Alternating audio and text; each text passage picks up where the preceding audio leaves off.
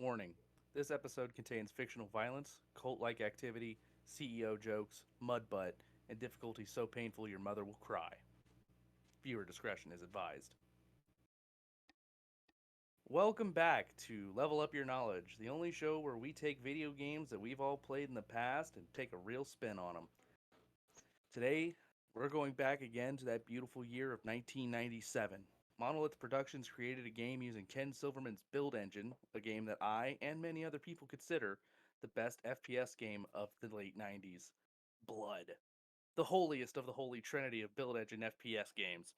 Second is Duke 3D, and third is Shadow Warrior. We'll get to those later on.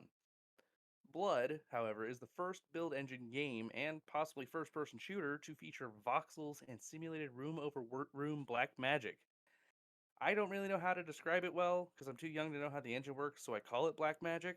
But Blood is exactly what it says: bloody, violent, and amazing. The game came out on May 31st, 1997 to positive acclaim due to the old practice of releasing the first episode as shareware and then releasing the rest of the episodes later on.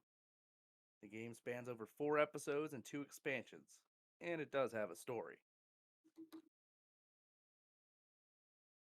Set in the year 1928, Caleb, a high ranking member of the Cabal, a cult that worships the dark god Chernobog, voiced by Jace Hall, former Monolith CEO and victim of Texas based former juvenile delinquent and creator of the Matrix like computer simulation we all live in, John Carmack. That first part is absolutely true.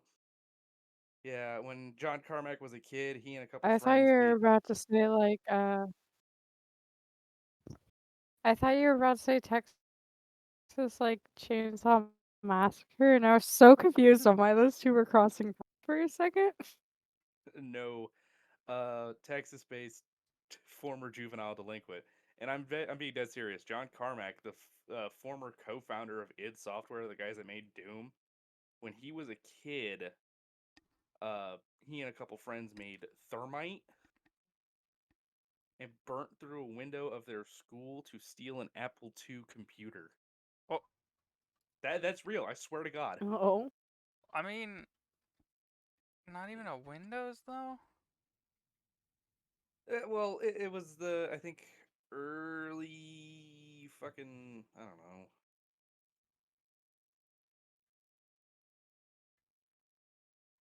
I think it was the early Is that '60s, man early T '70s. posing? Oh no, he's No, he's crucified. yeah, he's crucified. Forcibly But T posing. yes, John Carmack did burn through a window using thermite in like middle school. Middle school. Hmm. At least that's what how the story goes.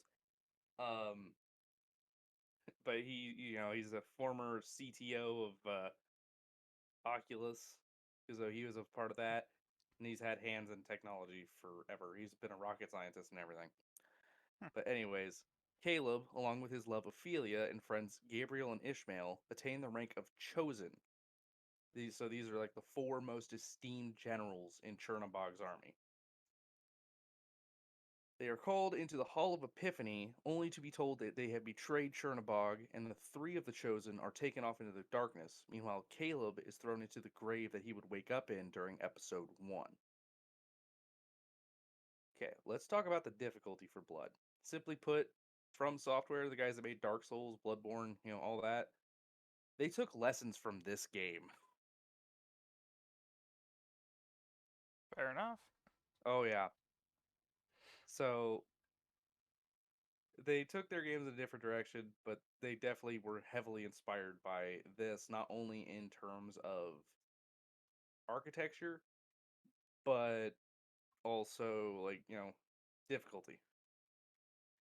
Blood's enemies are tough, especially on mid to high difficulties. First, you have your normal brown robed cultist, carries a shotgun, and throws dynamite. Then you have your black robed cultist that has a Tommy gun, zombies with axes, gargoyles, and they come in the fleshy and stone variety, both of which you'd see later in episode 1, and rats. And other like really small enemies. Rats are terrible. They deal melee damage before you do. They're really small, really hard to hit. But for our hit scan enemies, the cultists, they're bastards. especially on Blood's highest skill, Extra Crispy. Their reaction time is so low that when you walk into a room, you'll know they're there by one of two things. One, your screen becomes a bright red color, or two, you're dead. There is no in between, especially on that difficulty. Hmm. Um, there is a difference regarding the Brown Road Cultists, though, on uh, mid mid level difficulties. Uh, on lightly broiled, they start throwing sticks of dynamite, and literally a step up from that, well done, they start throwing bundles of dynamite. Thankfully, on lower skills, still kicking the easiest, and pink in the middle, they do not throw dynamite at all. They just have that shotgun. Still a pain in the ass. Lightly broiled is just great. It's fun, but it sucks when they start throwing dynamite. So level wise, I don't want to get in too much depth because it's like, look at this cool thing, and look at this cool thing. So we're just gonna kind of bare bones it a little bit while still highlighting the big parts. Uh, in episode one, in level one, Cradle to the Grave, you wake up from your grave from the intro cutscene with nothing but a pitchfork. Make sure you're paying attention to the demo because then you can find a box of flares and dynamite. Make sure you learn how to use that right out of the gate. Dynamite works a lot differently than other build engine explosions. Primary fire lets you toss it. It just explodes on impact. Hold it down, it'll throw it farther. If you press Alt Fire, it lights the dynamite bundle and lets you bounce it around like a grenade. Don't hold down the button for too long because it is burning down and you will die. The explosion isn't just like a static splash like how you see explosions in Doom. In Blood, they're more like a dynamic sphere that expands. So it'll blow enemies around like how you'd want an explosion to do. So if they don't die immediately, especially on higher difficulties, they can get moved around to an either more convenient or less convenient spot. It's a pain in the ass. So make your way out of your grave into the Morningside Cemetery, hearing Caleb, voiced by the incomparable Stephen Waite, chattering along as he enacts his revenge, commenting on anything and everything. Blowing up the morgue, collecting keys, and if you're lucky, like I was not on multiple playthroughs of E1M1, you'll pick up Blood's shotgun. A double barrel boomstick that Caleb reloads as fast as a gunslinger should, fires faster than most modern FPS pump shotguns, and then you get out. If you're lucky, you can find a super secret in the first level that has a napalm launcher if you're good at strafe jumping. Second level, wrong side of the I didn't tracks. know Ash was in this game. That's a fun part, actually. Like most early FPS games, Blood is heavily inspired by Evil Dead. I mean, heavily. Like one of the enemies in later I episodes is the mean, fair enough. I suppose, like, I was gonna say, I suppose given the time period, it makes sense. yeah, Because, because like, Army of Evil Darkness is Dead came out, what, not too long? Army of Sorry, Darkness go came ahead. out earlier in the 90s, I believe. So you had the big budget Evil I Dead think so. movie I that, think it came out in, like, 93. yeah, but meanwhile Doom was heavily inspired by Evil Dead 2, and because that was like 1993. Doom 2 came out like a year later. Mm-hmm. Yeah, but the next level has you the next level, wrong side of the tracks, has you plowing your way through the train station directly behind the cemetery. And this is where the game ups the ante more than anything. So if you're not a rampaging death machine by this point, go back to still kicking because you are done. It's a great time to learn how to use a napalm launcher. It's where I figured out how to use it, and and Blood lets you know napalm launcher is probably the best weapon you're gonna get, even with the shotgun, the flare gun, pitchfork, TNT. I'm trying to think of what all else is in episode one. Tommy gun. Yeah, the Tommy gun. Like, compared to all the weapons you get in episode one, the napalm launcher found in secrets, and if you could find any more gasoline for it, is the best weapon in the game. Does not matter what episode you're playing on, especially against hordes of enemies. Like you could blow them around faster than you can throwing dynamite. Um, Once you get through all that, the next level has you running around and destroying a train full of cultists and collecting keys to get to the engine room, which you then blow up and crash the train into the next level, Dark Carnival. You crash a train into a carnival. Sounds pretty on brand. Oh, Yeah. Phantom Express is the best train level in the Blood games. I didn't even know there was a secret into the in the engine. I didn't even know that. The more you know. Oh yeah, I'm gonna go back through episode one another time and find all of these again. But yes, Blood is just full of like these really explosive set pieces, and it's absolutely incredible. I didn't even know Phantom Express had a super secret in it. I knew of a couple secrets in the beginning of Dark Carnival, though.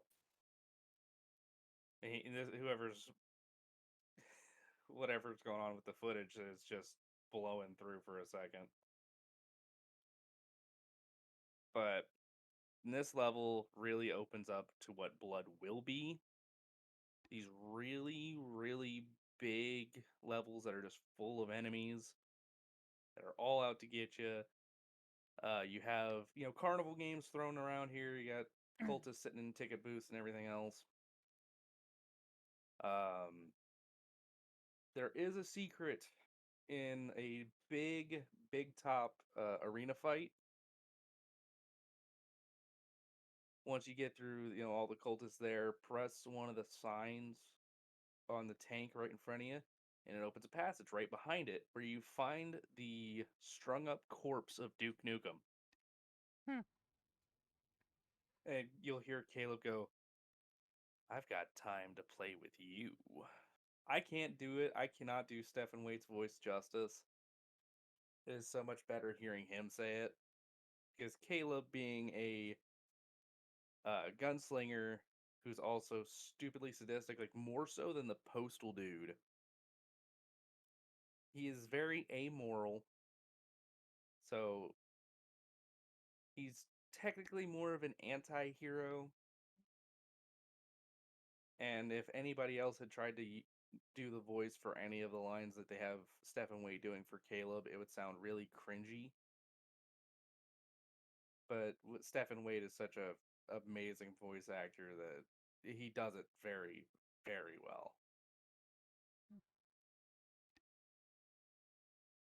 And you see the footage of trying to kick a zombie's head in that mouth. He trying.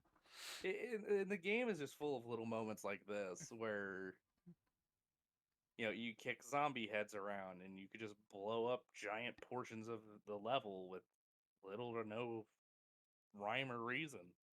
See, I want to know. Gamers back in this time were of a different breed. Everyone on the internet be like looking up how to do Easter eggs and shit. You know how many secrets we had to find on our own back in the day? Like Oh half the yeah, shit in this game you would not find. You gotta just go Yeah. run that around mashing the F button. yeah, it was either you were sitting there mashing the button yourself, or You like killed the in the. mime. I'll be totally real for a second. If you do kill one of the mimes, you hear again another voice line. I hate mimes. There is a sign floating around in Dark Carnival called that says JoJo the Idiot Circus Boy. Yeah. And I wish I had thought about this before, but I'm thinking about it now. There is the same sign in Postal Redux, which is a nice little nod to Blood because of just how ridiculous the games can get. Rat dogs. Oh yeah, yeah. No, the carnival is all kinds of fucked up. But the most blatant reference to Evil Dead in this game comes in the form of a small enemy, and you can see it right through here, like right at the end of the haunted house, in quotations there. It's a walking hand. It's like Huh. it's a dismembered hand. And if that doesn't really blow it out of the water for you, you also hear it, say, "I'll swallow your soul," like from Evil Dead 2. Yeah. But this is the big top fight Oh, on a lightly broiled and still kicking. It is fairly easy it is a good on. thing we have the gameplay on a small screen at the top because that is hard to look at for me. Oh yeah, it's a pain in the ass. I went through this on well done, and I got my ass kicked like 4 or 5 different times. Yeah, there he is. There's Duke.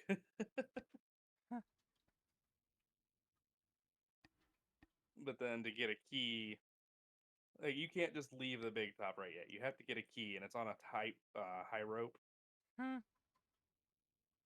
And you hear Caleb go, "Whoa!" Being up that high on just a thin wire. It's nerve wracking.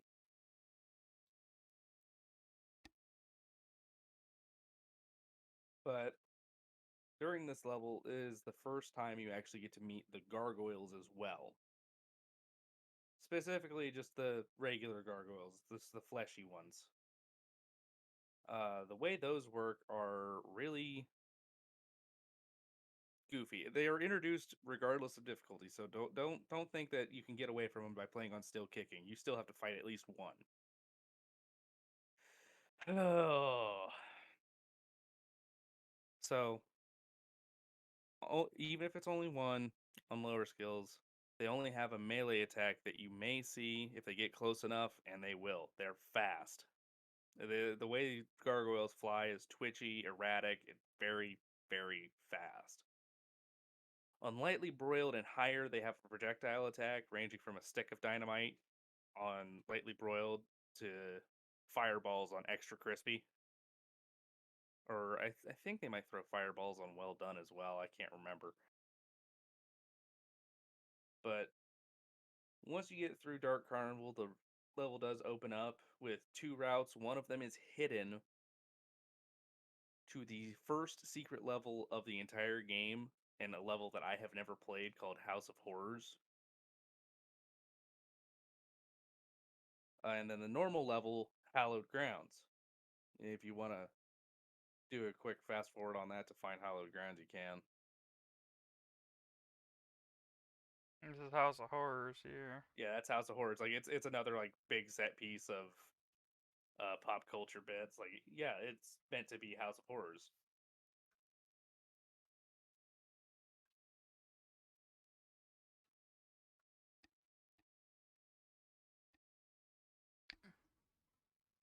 No, that's Great Temple. Too far. Yep, rewind just a little bit more. Oh, back to House of Horrors. I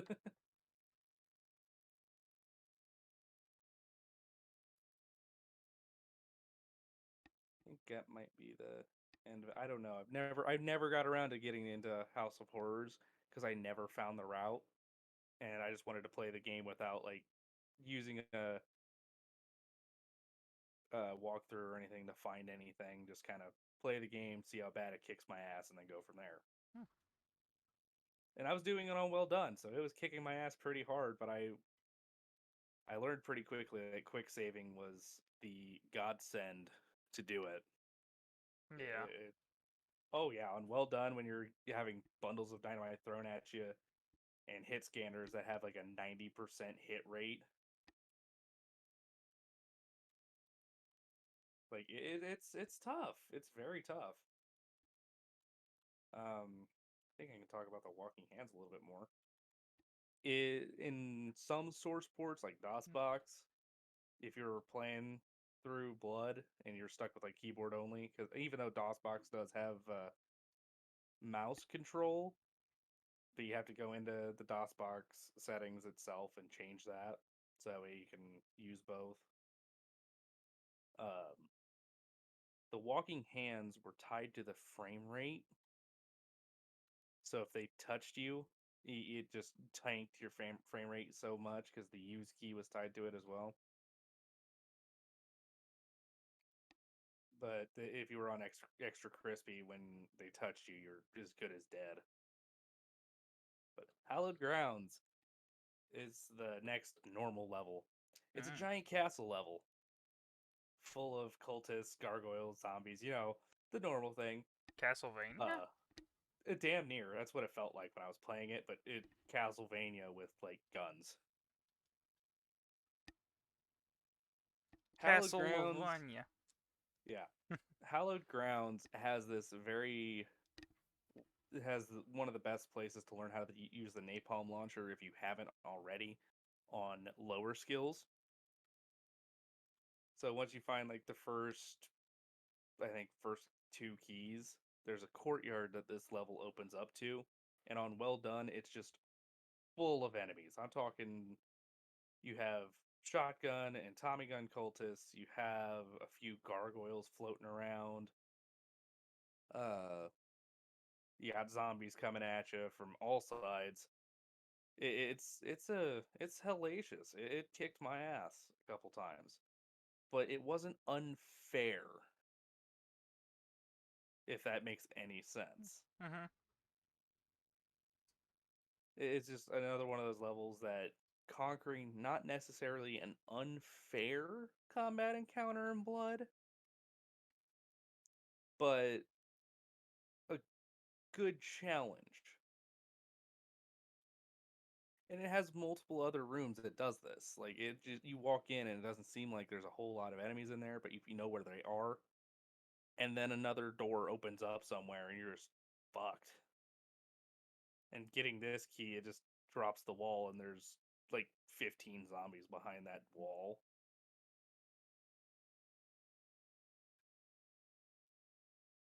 And I keep forgetting about talking about the power ups too, because those are super important on higher skill difficulty playthroughs.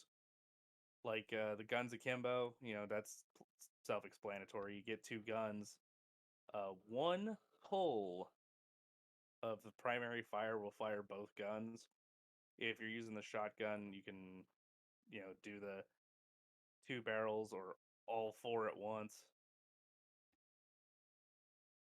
I don't So that's recommend that another. in real life. It's not fun. Oh no, especially with a sawn off double barrel. That's a horrible idea. It's not fun. I have Oh tried. yeah. But and then the blue screen for a minute, that's the reflective shots power up. Essentially, it will reflect all incoming damage to the enemy that threw it, even rats. It's awesome. And I wish it showed up more in the regular game, but it doesn't. You have the invisibility cloak, which of course makes you invisible to monsters, which you can use if you know where certain traps pop up at. Hmm. Oh yeah, Beast Vision just basically gives you night vision. The Doctor's Bag, which is obscenely helpful. You pick it up, and if you're hurt below 100 health, and you press and you have it bound to a good key and use it, it restores your health back up to 100. Let's see here. The jump boots. Those increase your jump height and I think negate fall damage, if I'm not mistaken. So super helpful. Right about here, where the footage is at, is where aside from the secret that's right there, going back out is right about where the courtyard fight begins. Going out that door that was on the left. And it really shows how blood can be in open spaces, but this level shows you also how it can be in tight spaces. Even the dining car in Phantom Express didn't do it this well. Oh, and the armor system. I forgot about. I keep forgetting about the armor system too. There's three types of armors. You have normal armor, which defends against bullet projectiles, physical attacks, spirit armor, which deals against magical attacks, and fire armor, which is pretty much self explanatory. Um, that's essentially armor. It doesn't help much. It helps a little. It doesn't, like you can still make mistakes like a point blank napalm shot to a gargoyle or a zombie and you'll fuck yourself up. Sounds like someone needs PhD flopper. Asbestos armor. Or that. Yeah. There is only like one underwater enemy in episode 1 and that's the bone eel. And they swim pretty quick, but they're fairly negligible. There's a trick that you can do in episode 2 where you can bring them on land, at least in some source ports. Hmm. But I haven't been able to do it because I have blood fresh supply, and I tried. I don't think it worked.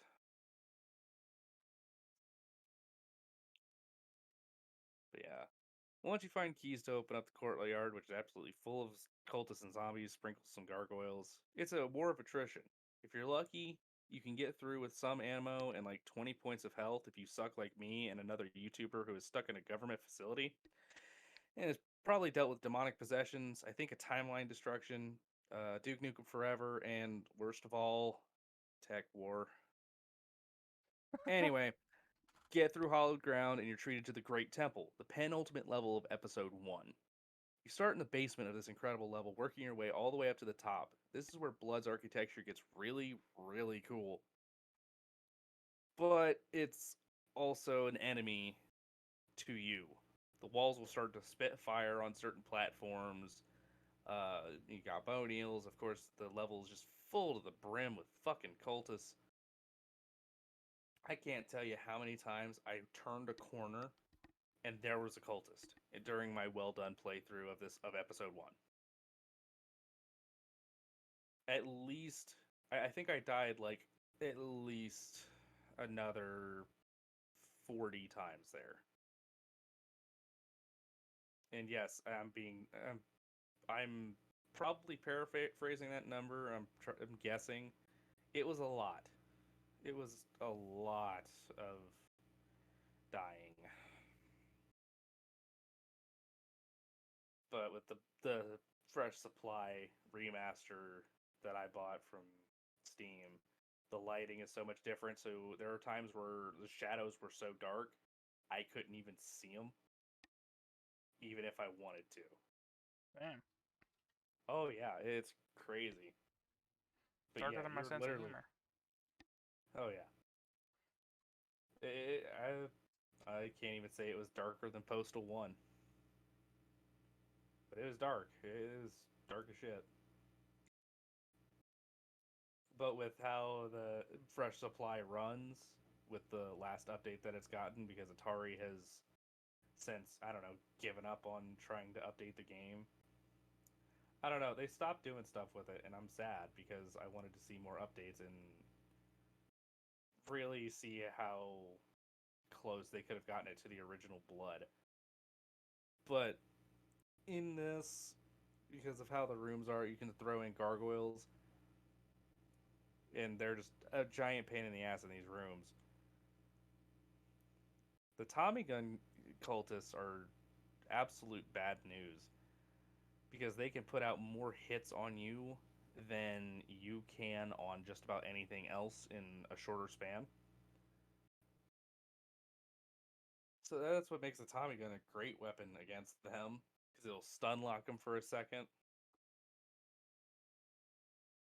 I just thank God that they can't throw fucking dynamite on top of using the Tommy gun.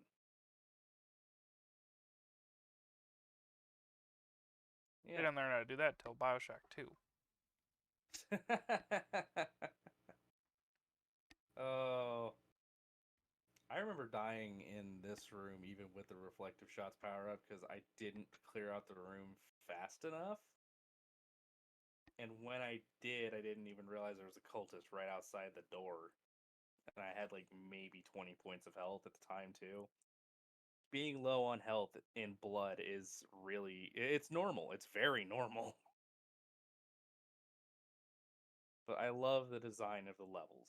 I especially love how they take some kind of random thing that nobody has done in video games up until they did it in Blood, like the Phantom Express. Nobody had done a level on a train, or at least anything that looked vaguely similar to a train until Blood did it. I'm not joking. Like, how many video games from the 90s can you say were put in a carnival? No, I can't really. Yeah, even Spyro didn't do it. And Not Spyro till was in Sparrow too. 3D. Yeah. And I think Spyro 2 came out after Blood. Yeah.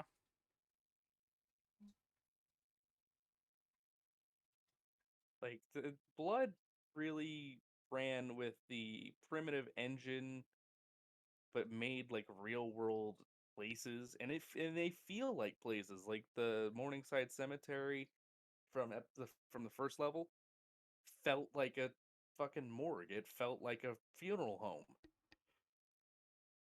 This coming from a guy whose day job is working at a funeral home. Yeah. So I was very thoroughly impressed when I first booted up the game and was treated to Cradle to the Grave. There's also a secret floating around in Cradle to the Grave, like right outside the mausoleum you wake up in. Literally, if you turn the corner, there's a section of the hedges that can drop down, and when you press use on them, and you find an open grave with the name Draven on it. Hmm. It's a nice little Easter egg for our Crow fans. I found it.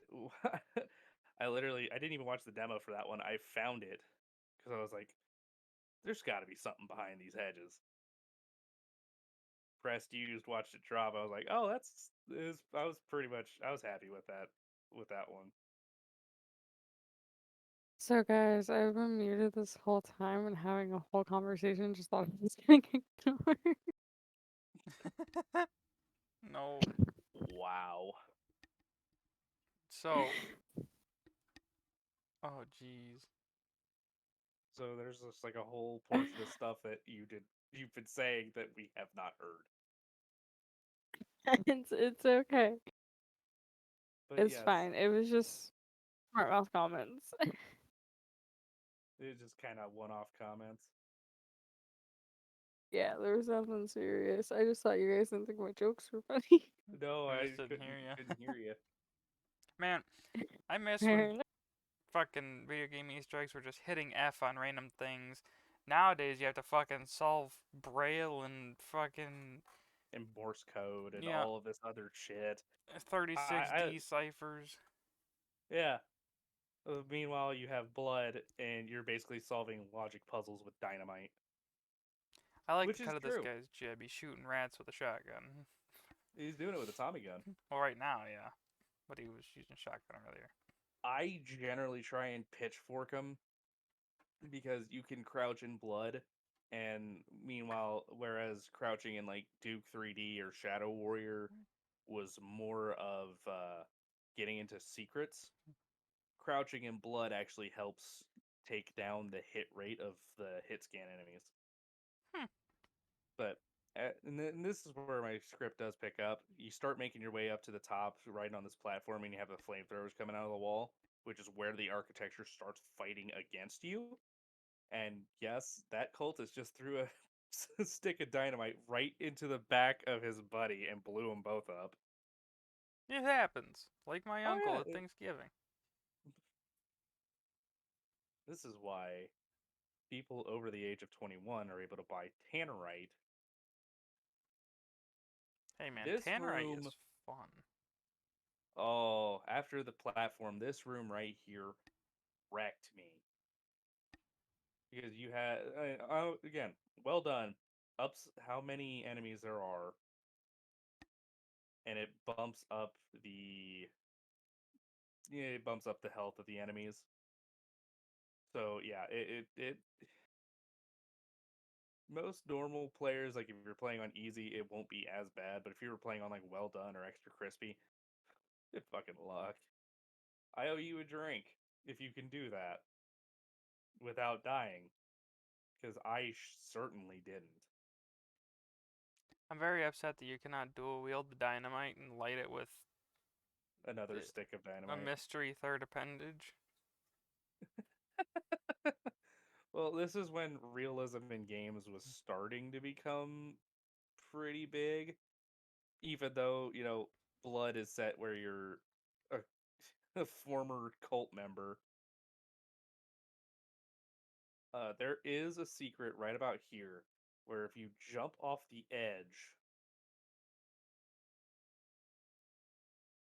yeah, this is a really good secret because once you get through here, you find the door and it'll say right up above it, I can't believe you found this. Here's like, this is all the weapons, armor, and Hmm. items from episode one. Like, you have the super armor, which gives you 200 points of armor on everything.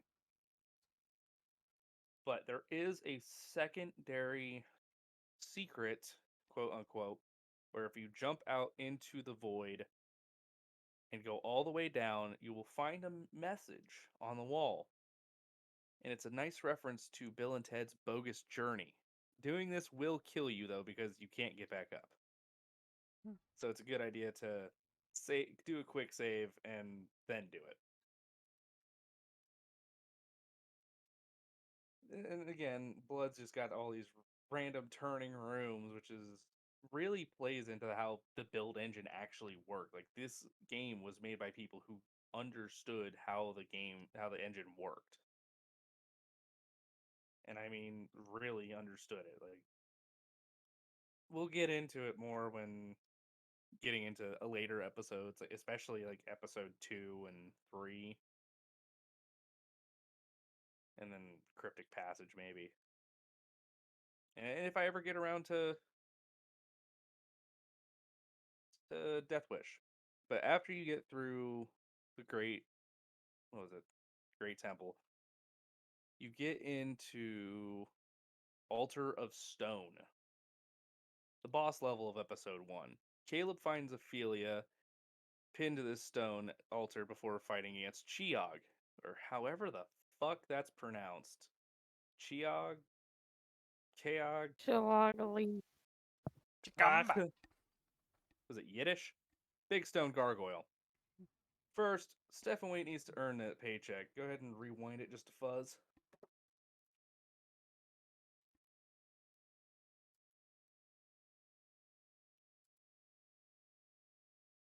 And just turn up the sound.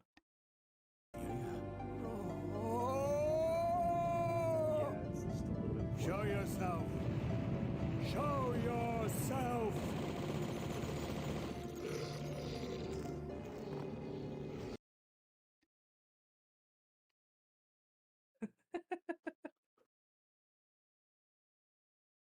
Quickly, to the next one. Next time I'll give you timestamps on when to have sound on and everything. That would be helpful. Because we're just Yeah, kind of jiggy wiggy in it. yeah, we're winging this. But well done, you do have cultists and stuff just kind of chilling around the altar on the ground. So, and there's some like right in front of the actual altar. So this is what it looks like. This is how it actually works on Well Done.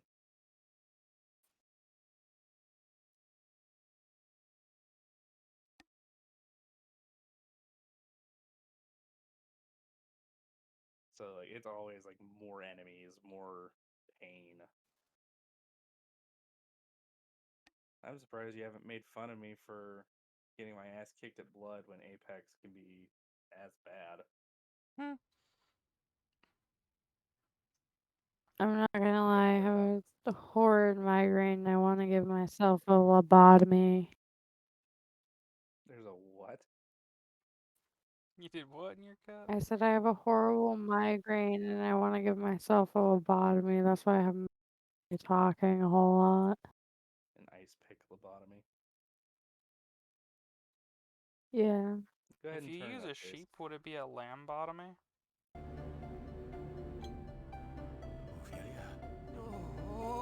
I mean, technically, yeah, I Show guess, but like yourself. ice pick hides the Show evidence. yourself. I don't know, maybe that's just me then.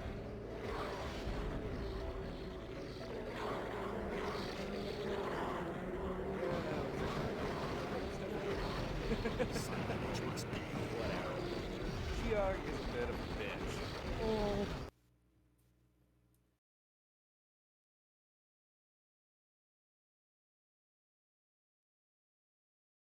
That's a big Being bitch. oh yeah, it is a big old pain in the ass. Just because being a big stone gargoyle means that he hits harder, flies just a little bit faster, and Blood does this thing with bosses where it bumps the health up depending on difficulty. So on still kicking, Chiog has a measly 2,500 hit points. Pink in the middle bumps it up about another 900, and then another 1,700 on lightly broiled. Well done bumps it up another 1,182, and extra crispy caps off at 8,192 hit points. The best strategy I've found: hop around at Mock Plaid and nail him with whatever you have until he's dead. The cutscene right after shows Caleb ceremoniously burning Ophelia's body with gasoline before walking over to Chiog's corpse and rightfully double tapping the bastard with the boomstick. And that right there is just the end of episode 1. Full to the brim of Lovecraftian, cult like horseshit and cultists so vast that you could literally put them all in Doom's Plutonia experiment and you wouldn't miss anything. It'd be the exact same except a little bit harder. But that's all for episode 1. The only episode of Blood I have actually completed to date.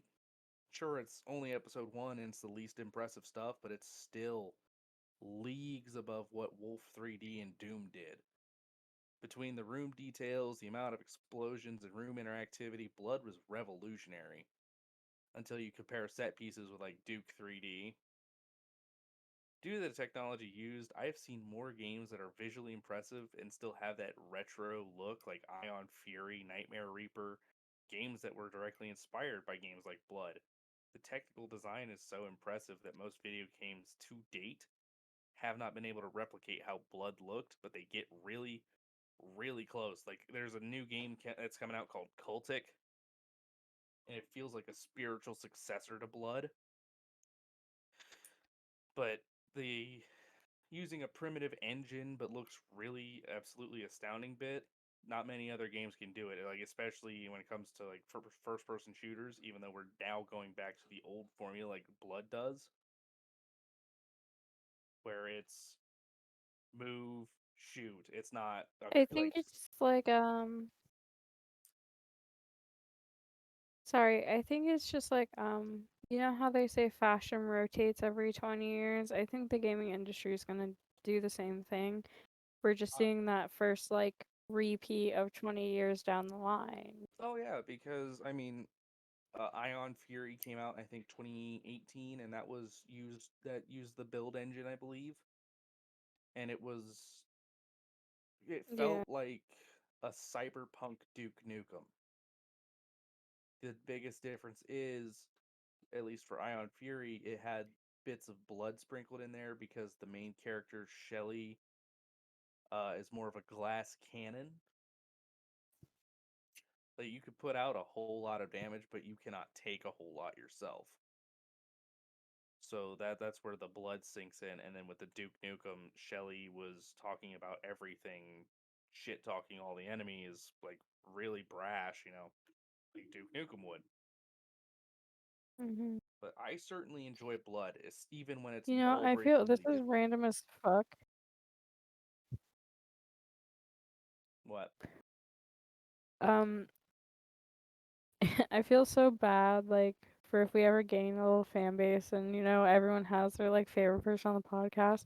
The people who like me are just never gonna hear me talk and they're not gonna know what to do with themselves. That's when we get around to your episodes and just let you rant. This is But, true.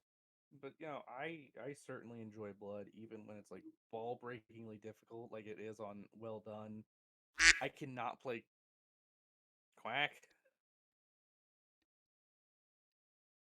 I can't play it on extra crispy. That I've heard that difficulty be said like it was meant for co-op, and it's true. Like God bless the masochistic bastards that go through and play these games on the hardest possible difficulty. Because I swear they would go to like QuakeCon, like if they could go up to like the hottest cosplay chick you find at QuakeCon, just whisper, "I went through all of blood on extra crispy," and they get laid right there. Because I could not do it. That is holy shit. Hmm. I'm glad you found that funny because I stole that. Thief! Have you A stolen a lot of dragon egg?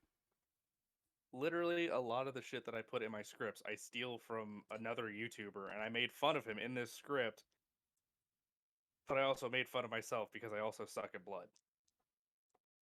Fair enough. Like I know I suck. Can't I probably died way more times than he did going through episode 1. And he'd been playing the Was game it for like Blood or Doom that we made the Slime Rancher meme from? That would be Was Doom. Doom. it Doom? That was Doom. Ah, damn. Imagine if there was a Blood one. I can't remember. Give it time. Chase will find the assets for Blood Shotgun and put it on Slime Rancher next. Here we go. Give me a minute. I'll get No, fucking. no, I'm not gonna. I'm not gonna make. I'm not gonna make him do it. I'm just saying. We'll It just would be pretty. reskin the vacuum gun as the napalm launcher. There you go. That's an easier My connotation to God. do. You could. You could shoot out tabbies. I wanna. I do really enjoy this game, and I have played multiplayer. Me and one of my friends, we sat down and right like the first year that I had the game, had fresh supply. We sat down. I was like, okay, dude, check this shit out. You remember how we loved Doom? Yeah. Well, this is Blood, and it's harder.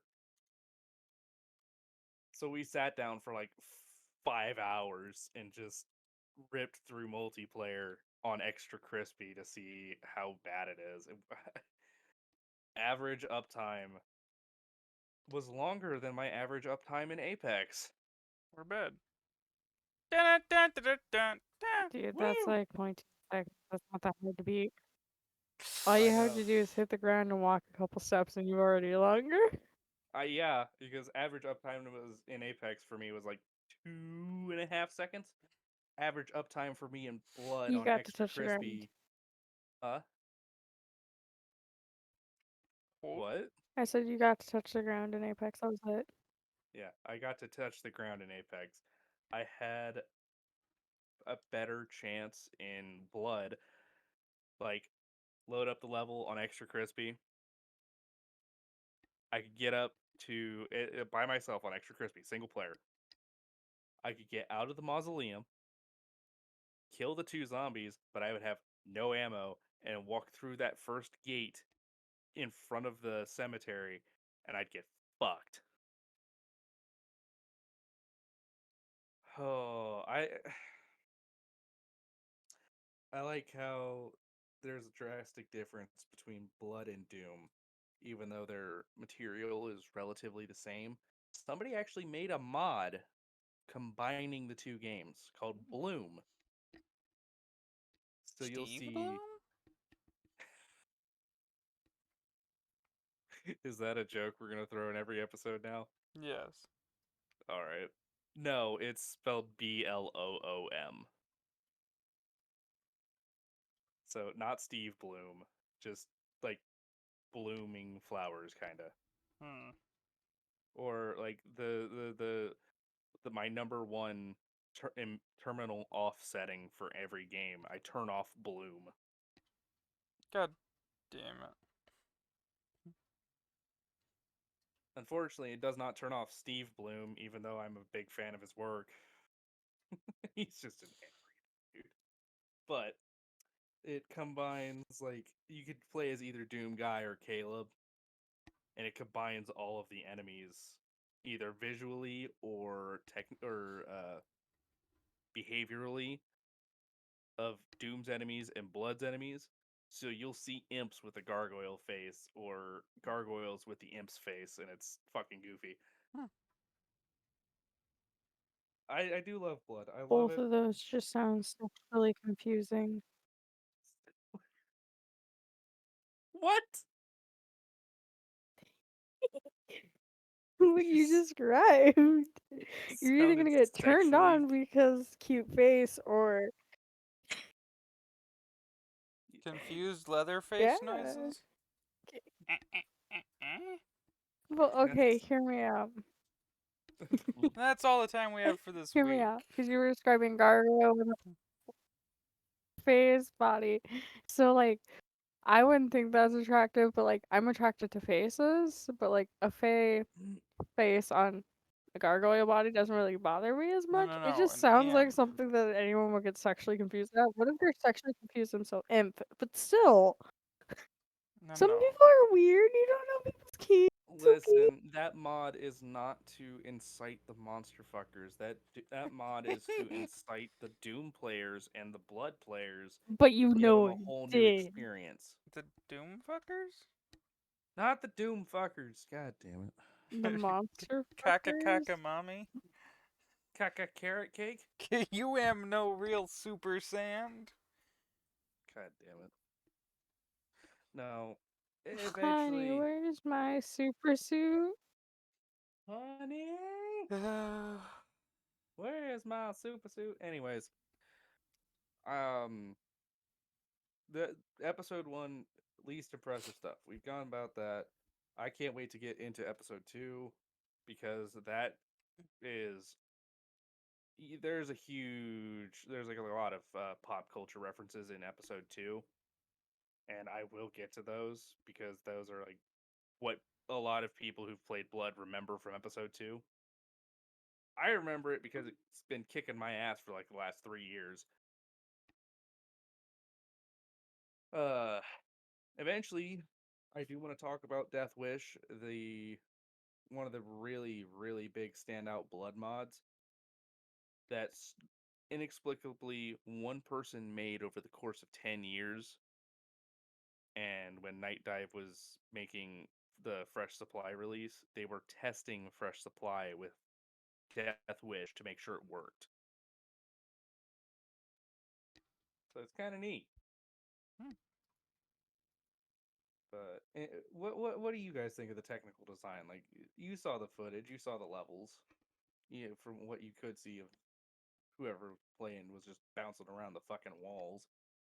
I think it's like a classic example of like the OG culmination of the old. It was the OG FPS peak. It really was. Like if you look at Doom,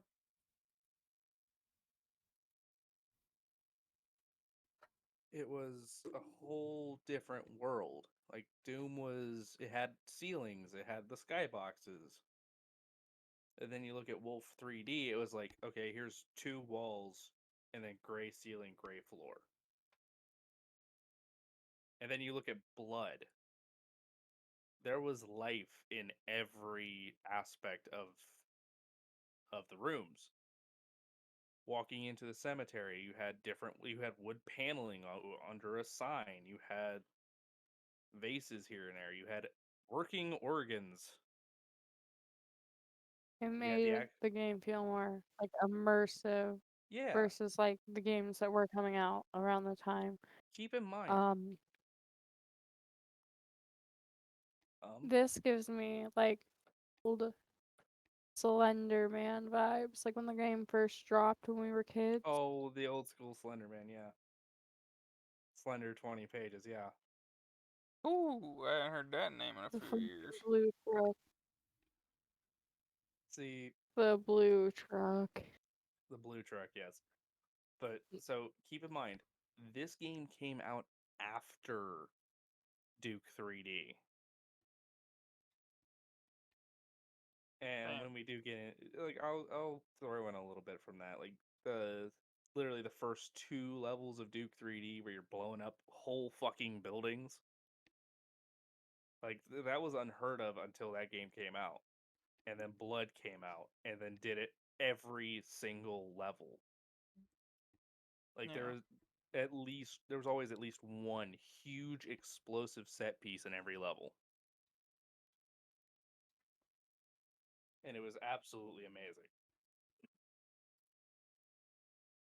Like, and that's why I'm really glad that people are making these old school FPS games now, whether they be in the vein of Blood or Quake or Doom or Duke 3D or even Shadow Warrior for that matter. It's good to see that stuff.